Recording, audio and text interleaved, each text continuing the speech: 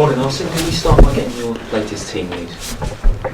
I think for Monday we lose Chamberlain from last game against City.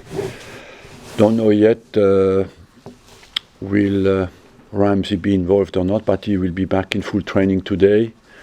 Good news, Welbeck will join in today for the first time, so he has been out for a very long time. And of course Mustafi is still out, as I told you, until beginning of January.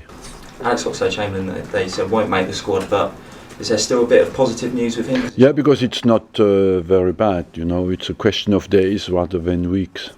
Okay. How have the squad responded to the disappointment last week? Well, that's what we are ready for a fight, and we want to respond. I think in 20 games we lost the last 2, but our quality has been consistent since the start of the season, and we want to respond in a strong way and in a determined way. I think everybody's focused to do that. Just finally from me, Tony Pulis's West Brom have had a good start to the season, so how important is it that you don't underestimate them?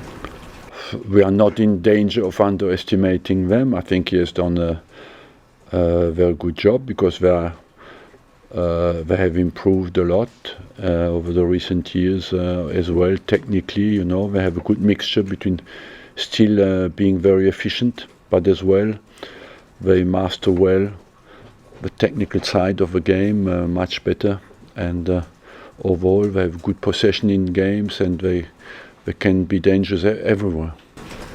Are they doing things specifically different, West Brom, this season, do you think? I believe they kept their strengths, and they improved certainly that desire to dictate the game, you know, that technical aspect of the game. To me, they take more initiative, yes. So perhaps an evolution of this team from what they have traditionally been in? Yeah, they have as well now the confidence, the experience of the Premier League, and so overall I believe that that gives them as well, there's an evolution inside the team that pushes, of course, to always wanting more, and they are doing that well because they have good stability in the Premier League. Do you have to evolve in this league? You always have to find ways to change things up and move on and get... You have always to evolve, you know. There's always a gap between what you aspire to be and where you are, and there's always a gap, and you want always to reduce that gap. Just on Aaron Ramsey coming back, what kind of boost will that be for you? You know, the strengths of Aaron, he's efficient offensively, and he has a high level of activity, and he's a very complete box-to-box player. So overall, I think he gives us options as well in the team when he plays. Almost like a new signing at this stage? Yeah, because he has not played many games. He has played maybe 2 games since the start of the season, and but let's not be too premature, you know. He had some setbacks, and I hope this time he will be all right. You're well used to the Christmas schedules in this country by now. Mm-hmm. How do you view yours this year? It's a bit surprising this year, because I don't understand completely the logic of the organization of the fixtures this season, because this week, for example, last week we played after a European Cup 2 games, 3 games a week. This week we have 8 days without a game. After some teams play on the 26th and the 1st, you have again a complete week over Christmas, what is unusual, and suddenly you play the 1st and the 3rd, you know, 48 hours later. I don't know, is it the television who has decided that, is it the Premier League, but it's completely unusual fixtures, and it's a little bit less, it looks less congested than it was before. Mesut Ozil, in the criticism of him that came after the last game, do you think it was unfair, or maybe even a bit over the top in terms of the detailed analysis of what he was doing without the ball? Look, it's very difficult for me to come out on individual. I have that debrief with the players themselves, and I think, to be absolutely fair, I did not hear or listen to all the criticism we got after the game. So, but we have to accept that. We have to live with that, and people analyze and have their opinion, and I think that's normal. And we have to respond. Mesut Özil is an important player. He's a big player, and the big players always respond to criticism on the pitch. But it was said that he was walking around out of possession, and there was a lot of analysis on that part of his game. But what does he bring with the ball that compensates? And do you give him a little bit of leeway when the team doesn't have possession? No, I don't give him any leeway. When the team has no possession, he has to do his job like everybody else, and usually he does it well. Where you are right, I think, of course, his main strength is when we have the ball, and he suffers more when we have not the ball. And at City, I think where we are, he suffered more than others because we had not the ball enough. And but unfortunately, if you want the ball, you have to win it back. He's actually statistically the player that's second in the league for winning the ball back in the final third. Yeah. In the Premier League, second in the league, tied with Sanchez, which kind of backs up what you said. Yes, I think he is a guy who works much harder than people think. His body language goes a bit against him sometimes, and it's true, we are a team who wins the ball back high up very well with Sanchez and Özil. That means he does his part of the job very well. Where I agree, we had a deficit at City is winning the ball back in the middle of the park. When you do not win the ball back immediately, we suffered after to win it back a little bit deeper, and that's certainly what people highlighted in our game. What will you do on Christmas Day?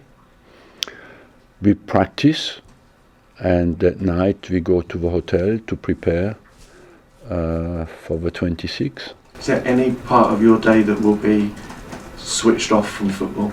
No, because I, like every manager, I suffer when we don't win a game, and in your mind you have your next game, and when we play on the 26th, we know it's a game of a big importance, so you cannot completely switch off. It's impossible. And just one non-Arsenal question with your economics hat on. China, obviously Oscar's move to China has been confirmed this morning. How much of a game changer is it for you in the football economics that a 25-year-old goes to China at that stage of his career rather than someone in their 30s? Yeah, it's a surprise, it's a distortion. I think basically when you're a football player you want to combine the quality of the competition with the quality of your wages, and quantity of your wages. And the quantity. But it is a surprise to me, but I must say when I was, for example, in Japan, we had many Brazilian players like Leonardo, Jorginho, we had Schillaci over there, Dunga, at the time who were big players. They moved over there, and the competition was well organized and was of top quality. So I don't know really well, but at the moment I think Oscar moves because he doesn't play in the Premier League, and that China gives him that opportunity, and as well they invest a lot of money at the moment to create a big force. Will it be for the future a problem for the Premier League? It could become. Just back to Özil for a moment, Arsene. Do you feel that he's feeling any physical demands at this time of year? Do you think that's something that's creeping in? We have suffered a little bit physically in the last two games because we were twice 1-0 up, started well the game, yes. And I felt that we have given a lot, in Europe, in the Premier League, and that we were a bit less fresh mentally to absorb the the pressure of 2 big away games after having just come back from Europe. Yes. With Danny Welbeck, we've spoken about feeling like you've got new signings with Aaron Ramsey, but is that how you're feeling looking into the new year with Welbeck? Yes, but I'm cautious with Ramsey, but even more with Welbeck, because Welbeck will need some time. You know, today it's his first team training. Of course, it's fantastic because for him it's like starting a new career because he has been out for such a long time. So, but I'm a bit cautious with the little setbacks you have when you have been out for a long time. We have to be patient, maybe. When you are getting these players back, and we know that you're very specific about what you would target during the January transfer window, but does it change your mind when you know that you've got players coming back like him?